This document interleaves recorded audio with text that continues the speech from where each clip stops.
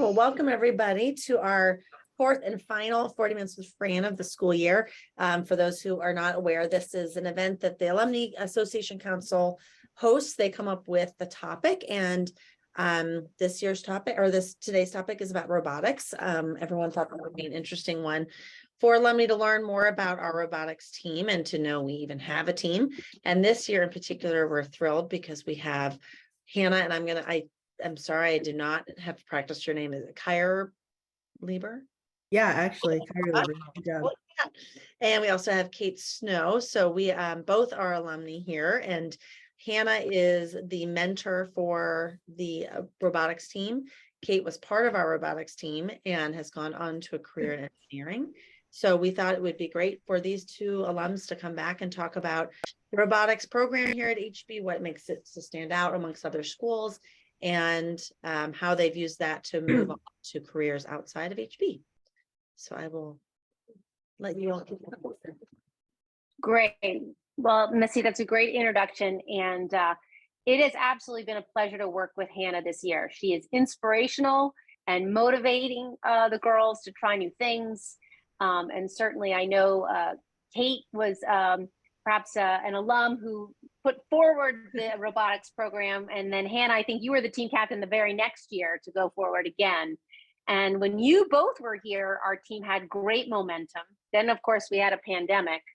And now momentum has built back up. And what a wonderful, amazing showing the girls had. Let's start from the beginning, though, because I think, what is a robotics team, right? Why are we the fighting unicorns? And what does this number 2399 actually mean? Let's just start there. So maybe, what is a robotics team? What do they do? Hanna, why don't you take that one?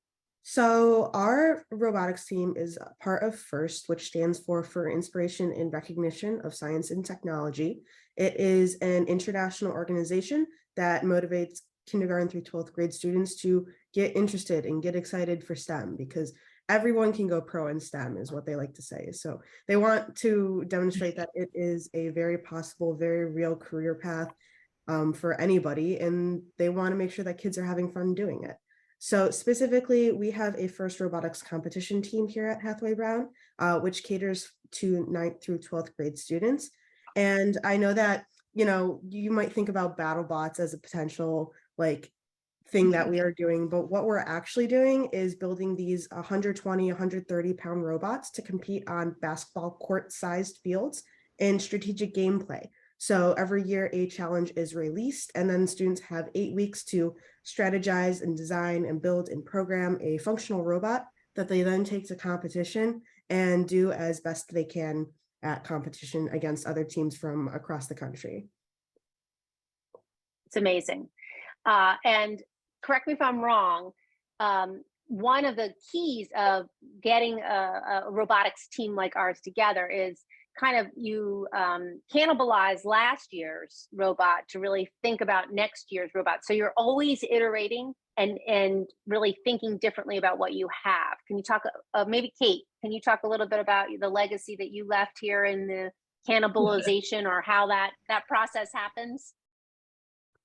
Yeah, I mean, it's kind of like if you were on a team that played a different sport every year is probably the best way I can put it, because it's not like we're going out and trying to achieve the same goals each and every year, but there tend to be a lot of overarching themes, maybe shooting balls or hanging something on a peg, or some sort of climbing mechanism tends to come into play, so there's a lot of stuff that kind of transfers from year to year. And so being able to kind of document and look back at some of the previous robots, the last time we had a game that had ball shooting, what did we do? How did it work?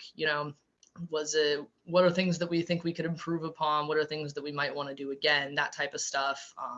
And we tend to, at least I know that we tended to keep at least a couple of them kind of fully assembled and running around so that we could, have those as practice and be able to kind of, see how they all went together. But I think that from time to time, especially when it comes to kind of prototyping and those first iterations, you might steal a few parts from a robot here and there, but you're not you're not just like, modifying a few things on the same robot chassis every single year. You are building a robot from scratch every year because it's got a completely different game it has to be able to play. So Got it. it's a lot of work, but it's a lot of fun. Yeah. And so I think this past year we had 40 girls on the team, 40 students on the team, and Yes. 9 through 12, and a lot of momentum. And they all together work or do some part of kind of this robotic engineering, but they all have different specialties. Can you talk a little bit about the specialties that they're learning as part of a team? I mean, 40 people is a big team, or maybe Yes. it's not. I don't know that much about how the teams at Worlds. Were there 40 people team big? Yeah, so we're probably right in the middle when it comes to average team size. You're going to have teams that are as small as 10 people. You're going to have teams as big as 200. There's no limit on how many students are able to join a FIRST robotics competition team. But here on 2399, we actually have 6 different like areas of interest that students can participate in and join. So from a technical perspective, you have your design sub-team. So they're going to be doing things with computer aided software to generate like 3D models of the robot so that we can have really like precise and a really strong idea and vision of what we want our robot to do and look like. There's the manufacturing sub-team or fabrication. They're the ones that are physically going out there and making the parts for it, using all of the different tools in the Idea Lab to do so. We have the electrical or control sub-team. They're in charge of wiring up the robot, making sure all the components are talking to each other properly and that you've got, the electronics necessary to make your robot do the things it should do. And then you have the programming sub-team who are programming in Java to give the robot set instructions and make it operable on the field. Because when you're designing one of these robots, there's usually multiple different subsystems that get integrated into each other. So there's a lot of code behind the scenes that make it work as proper as you want it to. And then on the soft skill side, we also have a business sub-team. So they are focused on fundraising for the team, reaching out to different sponsors, coordinating sorts of fundraisers or grant writing proposals, stuff like that, because robotics teams are pretty expensive to run. And then we also have a communications and outreach team who are focused not just on like the public relations side, but first puts a really big focus on the inspiration of science and technology, right? So it's going out into the community and sharing your love of STEM with others, whether your community is your HB community through like our homecoming-esque events or through Clubs Fair or through Alumni Weekend, or the greater Cleveland community. We've got students who are at the Natural History Museum multiple weekends of the year to showcase robotics and get other kids in the community excited about it. So those are kind of our 6 main tenets. We encourage everybody to pick something technical and then stay involved with business and the communications and outreach side, because those 3, like that trifecta, is really what makes our team strong and unique and has led to the success that we've had this season. Yeah, congrats. Kate, tell me, so were you a part of was the robotics team when you were at HB relatively new? And tell me again what the number 2399 means, because I think that's interesting to see, because you graduated in 2017, right? So now it's 2023. 18. Got it. I was 18. Hanna was 17. So. Oh, got it. But no, the team, I believe, was founded in 2007, right, Hanna? Yep. I think that's the year. Yeah. So when I would have joined, it would have been 2014. So about 7 years old at that point. So we had been around for a little bit. Definitely had kind of varying levels of success over the years. But it really kind of started to take off, especially coming into my sophomore year once they let Hanna take over the team. She did a really good job leading us all to success. But because we are an older team, so the numbering system with FIRST, it's basically like, they just went in chronological order of the order the teams were founded, so us being 2399, we're technically the 2,399th FIRST robotics competition team to join. And now if you were to make a team in 2023, you'd be in like the 9,000s. So we're definitely on the older end of the spectrum anymore, which is kind of funny because I think when my freshman year, the new teams were in the 5,000s. So we were kind of middle of the road, not super much a legacy team, but anymore, definitely one of the older, been around for a while ones. So it's pretty cool to be able to see how much the team has grown, especially, in the time that Hanna and I were at HB and now beyond. I mean, they just had their most successful season yet at Worlds last weekend. So it's cool to see what the past, oh gosh, like 15 years has brought. Maybe I'm doing bad math. 13, I think is 16. right. You're good. No, you're on No, track. 16. Yeah. Yeah. Well, we'll figure it out. I'm an engineer, I promise. Well, maybe that's a good pivot, is to tell us how, so you did robotics at HB, and how did that lead you to where you are today, and what are you doing today? Yeah, so I graduated from HB in 2018. And after that, I went to Purdue University. I studied mechanical engineering there. And so I graduated about a year ago, last May 2022.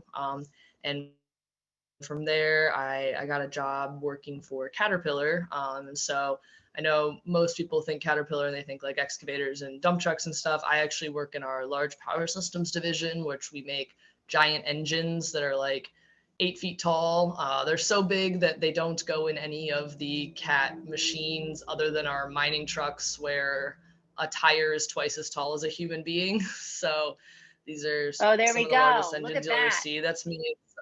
Yeah, so those are some of the actual machines that I got to see. So those, and the engines in those are too small to fit into my division, if that gives you any context for how big we're talking. That truck there would have an engine that I work on in it. So it's a lot of fun. So I'm a design engineer. I design individual components, specifically air intake components for our large diesel engines. That's a cutaway of one of the largest engines that Caterpillar makes. So you can kind of see the table and chairs for scale over there. It's neat stuff. And definitely, I came to HB in ninth grade, and a big draw for me to come to HB was the opportunity to get to be on a FIRST robotics team, because that was not something that we had back in my hometown schools. So getting to do that, it definitely solidified for me that was a career path I was definitely interested in and wanted to continue when I got to college. And so, yeah, now here I am, from running around the Idea Lab to running around a giant engine factory. We've come a long way, but it's kind of cool to see the parallels. That's great. That's great. And Hanna, how did your career path and robotics kind of connect, or how did you get to where you were, and kind of trace it back to some of the leadership and the work you did at HB, and specifically on the FIRST robotics team? Yeah, so I graduated HB in 2017. I also went to Purdue University, but I studied computer engineering, which is like a mix between computer science and electrical engineering. Graduated in May of 2021, and now I'm a software engineer over at Progressive Insurance. So I'm still local to the Cleveland area, which I enjoy. I really like Cleveland. But I do a lot of software development, specifically within the cloud industry. So if anybody's ever heard of like Google Cloud or Amazon, AWS or Microsoft Azure, that's all stuff that I work with day in and day out. Things that I really took away from the program, aside from the like inherent leadership skills that it offers, is just like staying curious about new things. Specifically in my job, because it's such a like in demand and like leading technology area. I'm constantly learning new things. They give me new projects every couple of weeks to take a look at and investigate for the sake of Progressive, and I do it. And it's a lot of fun because I feel like I get to touch on a lot of unique technologies that I wouldn't have had a chance to do otherwise. And then they also really encourage stuff like working with community groups such as the robotics team in free time. So I get to have that kind of like work/volunteerism balance between the two. Yeah. And, to be just, if you don't know the robotics world, to my knowledge, first, that level of competition is like the Big East, right? I mean, it's the highest level of high school competition. And while there may be other competitive teams, that really is the very, very, very best and top, most complicated robots are compete in that division, or at least at that level. Which means it's also pretty expensive. I mean, it was just such a gift to have 40 of our students leave school for 5 days to go to Texas for Worlds. And so many generous people made that happen. And so we're, one of the things I promised Hanna is we'll start, building an endowment to create the long and true legacy of robotics, because our girls just love it. Our students love it. And it really is something they're incredibly proud of, and should be, because of how much goes into the thought process of building and creating such a unique, piece of machinery. Yeah. Hanna, I want to ask you a little bit about, so you talk about every year, Kate was even saying this too, every year you kind of start from scratch to build a unique model, right? But the season of robotics is you kind of tinker and toy, and then you get the list of what the robot needs to do, right? Am I doing this right? And then you only have 8 weeks to design it. So can you take us through a typical robotics season? Kind of what's the strategy of the team? What is the timing of it? And what does it really mean to, quote, bag the bot? Because I think that is kind of an amazing part of it too. Yeah, okay. So robotics truly is a year-round event. The amount of work and effort that the kids who are committed to the team put in, it's unparalleled to any other thing that I've seen, like in high school in general. So May 1st actually starts our 2023-2024 season. We'll be having our leadership applications and all of that. But the way that we look at a calendar year, it's divided into 4 quadrants. So May through August, we go into the off season. That's when we're focusing on our community outreach and our business objectives and trying to get all of that into play, as well as researching new engineering and design challenges, because the world of engineering is constantly evolving and you're constantly getting new technologies in place. And we want to make sure that we stay on the cutting edge in what we integrate into our robot, because that's what helps us remain competitive. So we take that off-season period of about 3 months or so to really dig into technical details and figure out what we can learn in those 3 months that's we can leverage for the upcoming season. From there, we go into our preseason, which is going to be September through November. That's when we're focusing on recruiting new members to the team. We're going to off-season competitions, so they're not officially sanctioned competitions, but they still give you that competition-like experience.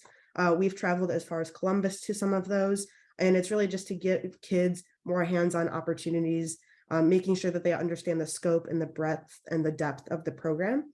And then in addition, over those 3 months, we're training anybody who's new to the team, because it's really intimidating walking in and you see these kids using massive power tools, right? And if you've never touched a drill before or never swung a hammer, you feel really overwhelmed. But we want to make sure that it's accessible and equitable and not at all as intimidating as it seems.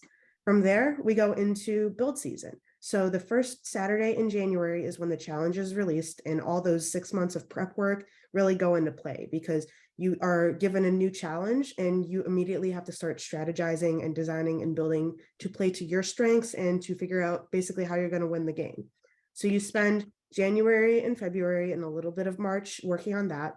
And then you take it to competition, and really whatever you get done is what you're going to be able to present at competition. It's a real world engineering problem that has real world deadlines, and that deadline in this case is competition. So you go to one of these events, it's hosted in a pretty big arena. So for example, the Wolstein Center in downtown Cleveland, any major college basketball arena, kind of to give you the size and scale. And you're there with 50 or 60 other teams, and you're just playing the game as best you can to see how well you perform. And based off of your performance, you may qualify for the world competition. That's awesome. Do we have any pictures of Grok, which is the name of the robot? Now that I can be, I'm in the know, right? And as you're looking, Mara, my question is, both to Kate and Hannah, do you, before you get for the official, like, what does the robot have to do? Do you anticipate, you guys guess, hey, I think this year they're going to make us do, night vision, or they're going to make us do, throwing a ball, or climbing a wall or something. Do you anticipate that and guess as you kind of build or something? And have you been right, I guess, is my next question, if you do guess. Yes and no. There's a little bit of a pattern to it.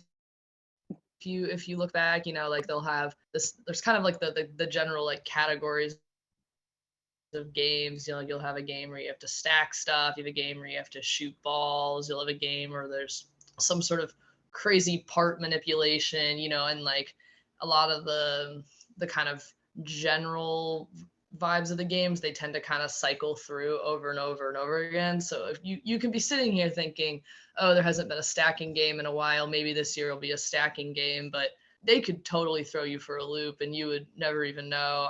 My freshman year was a stacking game, and those are not my personal favorite. I like the ones with the balls. I think they're a lot more fun. And I kept joking. I was like, I swear, if senior year is a stacking game, I'm gonna be so mad. And then it was a stacking game. So we ended up having a lot of fun with it. It was a lot more fun than the freshman year stacking game for sure. But did kind of have that moment there for a bit. But yeah, every now and again they come out with something that's really crazy. I remember my junior year, Hannah's senior year, there's people, they call them the human player component of it. And so you'll have the people that are driving the robot, but then there's usually one person who like gives the robot balls, or one year they were like throwing pool noodles onto the field, all sorts of stuff, but they're always off the field. But in 2017, the human players got to be on the field up in these like towers above the arena, which was really cool, and like it was not anything that had ever been done before. And I remember all of us being like, whoa, like that's the last thing I ever expected, was to see them having people like on the field. So it's cool. They do a good job of keeping it fresh, and especially over the course of your 4 years of high school, you tend to get 4 pretty different games. So that's pretty good. nice. I don't know if you want to add anything to that, Hannah. No, I think you pretty much nailed it. I mean, first, really, like, they don't want to give you something that's impossible, but they do want to give you challenges that are going to be, interesting to solve. And so this was the first year that we were asked to use a robot to manipulate essentially a traffic cone. And there's a lot of ways you can traffic cones, right? You can pick them up by the tip, you can pick them up by the base, you can pick them up when they're flipped on their side or on their other side. But the trick is you can only score them in one orientation. So the question is, how do you get from a traffic cone in any sort of like orientation to a place where it's going to ultimately score? So that was something that people really hadn't seen before, but it was still something that was really interesting and really worked out well. So yeah, here is a photo of this year's robot, Grok. You can see it's actually holding a cone at the moment. We have it like in our grasp and we're about to score it. But to give you some reference, let's see, the robot is taller than me. I'm 5'2", so the robot's probably about 5.5, 6 feet tall when it's fully extended. So it's a pretty big machine when you think about it. That's great. Tell me, Hannah, can you explain? So here we see the robot doing a skill, but you also talked about an alliance. So there's right. So there's this part of the competition is that the robot has to be programmed to do a skill, but then there's a whole new level of the robot is working with other robots, because there's usually how many robots on the field at once, and what's an alliance, because that's when it gets really interesting, I think. No, I definitely agree there. So the whole way that the game is structured is that you have 2 kind of like segments when it comes to the event. The first is that you go through qualification matches, and during the qualification matches, you are randomly assigned partners that you're going to play the game with. So you could be assigned with one team during one match, and then another team during you're playing against them during your next match. And the purpose of that is that it's random enough that ultimately you're able to generate rankings, which is based off of win-loss tie record. And the robot with the most wins is in first and second and third and so on and so forth. Then to move on to the second part of the event, the top 8 ranked teams get to pick who they get to play with. So rank 1 picks a team, and it could be rank 2 or it could be rank 7 or whoever they think is most strategically advantageous. And then 2 picks a team and so on and so forth. And doing that, you're able to build your alliance that you get to play with. And you have to find robots that will complement your skills, robots that can do things that you can't do, maybe fill in gaps, and ultimately will win the game with you, right? So I believe we have a photo. This past weekend when we were in Houston, we were actually picked to be on the rank 3rd alliance. And they were a team based out of Arkansas. We were paired with a team based out of Wisconsin and a team based out of Israel, actually. So together, the 4 of us, we competed and we made it all the way in the double elimination bracket to 3rd place for our division overall. And so these robots, you would have 3 of them at the time, and the 4th one would be sitting to the sides as a backup, competing on the field against other teams, other alliances, so to speak, to see who had the best alliance and best strategy to win the event. It's so cool. I mean, you get, and so when you're doing the qualifying rounds, does the 40 people team, do you split up so that you're scouting other robots for complementary skills? Yeah. Oh. So you're kind of like all over the whole place, kind of figure, hey, you've got to check out 230. They've got a better this than we do. You figure that out. I mean, is that all that's happening all the time? Yeah, 100%, because these matches are fast paced. They're 2.5 minutes. The first 15 seconds are completely autonomous. So it's pre-programmed commands that your robot has to follow. Well, you got to make sure that the people you're on the field with have programs that your program won't interfere with, because if your 2 robots run into each other and collide, then you're already starting the match off on a bad note. So you have to understand what you're capable of and what your other partners are capable of, and also who you're going up against, what their capabilities are, to try to figure out what the best strategy and execution is. So when you go to these events, it's really helpful to have these larger teams, because ultimately you're collecting and gathering and just like organizing all this intel and facts and data on all of the other teams there to figure out how best to play the game. It's great. Listen, I could ask you questions all day. We open this up to other folks if anybody wants to put something in the chat or raise your hand. I just think if you haven't been to see a robotics match, which I've seen a few at the Wolstein Center, it is amazing. It is very intense, and you can feel your adrenaline pumping because it's so exciting. So it's really, it's so fun that so many girls and our students get to experience that. We got a couple questions. Are there any other all-girls schools or all-girls teams in the competition? Good question. That's a really good question. So we went to 3 competitions over the course of our season this year. The first competition in Cincinnati, we were one of 2 all-girls teams there. Our second competition in Cleveland, we were the only all-girls team there. And then when we went to Worlds, we were one of 7, I think, there. And based off of the data from the entire world, like the past season, we are actually the second ranked all-girls team in the world this year. So that's a fun fact. Wait, all right. We are the second ranked all-girls robotics team in the world. I'm gonna bet this is gonna be a soundbite from my spring, just so you know. May even start my alumni weekend with that fact. That's so exciting. It's really great. We we've always kind of flirted with the top 10, but this year we really, the students took it up a notch and they performed really well. That's great. Another question is, do students take robotics during the school hours, or is this all extracurricular? And I will say our Idea Lab and our soon-to-be new Dan and Marge Moore Makerspace increases the opportunity for girls to dabble in robotics during the school day. But if you want to kind of specialize and compete in robotics, then it's an after school kind of, and it's a commitment. I mean, girls work on weekends.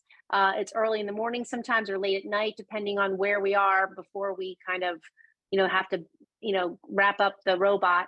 So it's kind of like you might learn to play tennis in PE, but if you really want to compete, you got to join the tennis team. So we have the same kind of system at HB, and we start pretty early with coding and all sorts of early engineering. In fact, Leah Jackson, the engineer who is the teacher of our idea lab, does preschool and pre-K classes all the way up through grade 12. And so lots of opportunities for all of our students to really get their hands dirty with some robotics-esque skills very early on. But most of the time, it's in after school.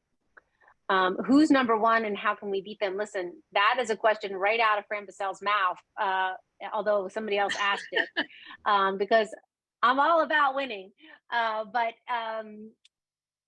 let me just change that a little bit, Hanna. What were you most proud of this year coaching the girls that you didn't think that they were going to be able to do, that they like aced or accomplished or something? Or what was the thing that you were like, wow, this is a special team? Yeah, so there are a few awards that really recognize team excellence within the program. Really, any award does that, right? But this was a great year for us because all three events that we went to, the team was recognized with an award at each of them. So just to kind of walk you through what those three were, the first one was the Team Sustainability Award, which contrary to what the name sounds like, it's not focused on, like eco-friendly and reuse and reduce and recycle, all of that, but rather how do you sustain a team? How do you really make sure that it is like funded well and has a good support system? And the students on the team have really dug in their heels and worked hard to make this team work. You've got students who are reaching out to all sorts of Fortune 500 companies and local places to get food for our events and to raise money to build a robot.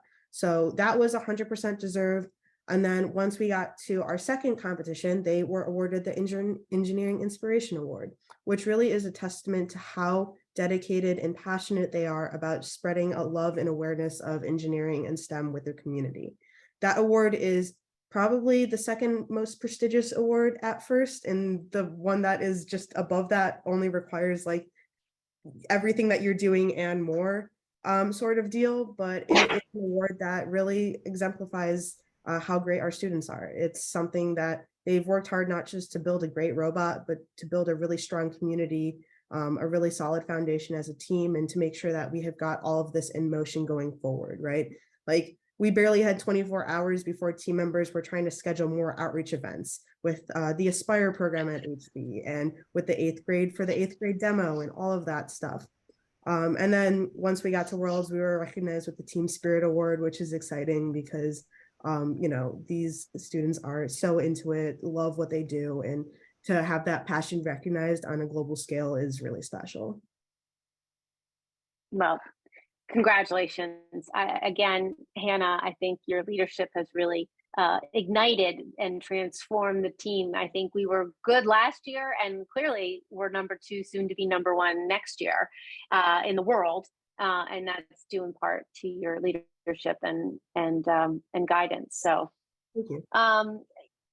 So we're about 4 minutes away, and I kind of wanted to give both Kate and Hanna a little bit of an opportunity to have a closing statement or something that that's on your mind as far as robotics. I'm really grateful that you gave us this time to be together. But Kate, what would you say that you want to leave us after this conversation with? Maybe a word, wisdom, or something about robotics? Yeah, I mean, it's this whole world of STEM and engineering, it can be very, very intimidating, especially as young women, wanting to pursue an industry that is extremely male dominated. And so, I definitely found that my time, being on HB's robotics team was super empowering because I got to be in an environment that was, exclusively uplifting and encouraging for me. And getting to kind of develop those fundamental engineering skills young and in an environment that wanted me to succeed and believed in me. And I think that made my transition to college a lot easier, because I went from being, all girls HB to probably one of the only girls in my lecture halls, and it helped me know not to, let anybody try to tell me what I couldn't do, put them in their place. And, it's great. And it makes me happy to see that the team is continuing to flourish, and that other HB students will have the opportunity to kind of get that foundation and that confidence that really helps you succeed if you decide to make engineering your career path later on. That's great. Hanna, thoughts? Yeah, I mean, by far, I definitely see this robotics team as one of the best practical, hands-on applications of engineering skills that you can get at this age.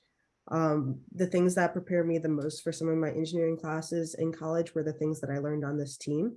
And whether you're a diehard engineering or just STEM in general or STEM curious, this is the place to be for that. I know that I talked a lot about our community accolades and stuff like that, but really the girls on the team this year built a phenomenal robot, probably the best one that the team has ever fielded. And that's in no small part to all of the countless hours that they've put in learning really hardcore engineering skills. So I wouldn't mess with them because they really know what they're doing at the end of the day. And it's some pretty cool stuff.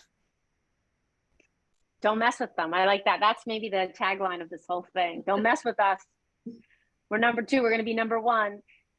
No, I am deeply grateful to both of you for your legacy in robotics, Hanna, for your continued leadership in this really important and certainly life impacting sport and experience for so many of our students. I know because I saw a few of the robotics engineers walking the halls this morning, how proud they are. It really has been a big boost to their confidence as who they are and what they can accomplish, and due in large part to your legacy and leadership. So thank you. Thank you so much.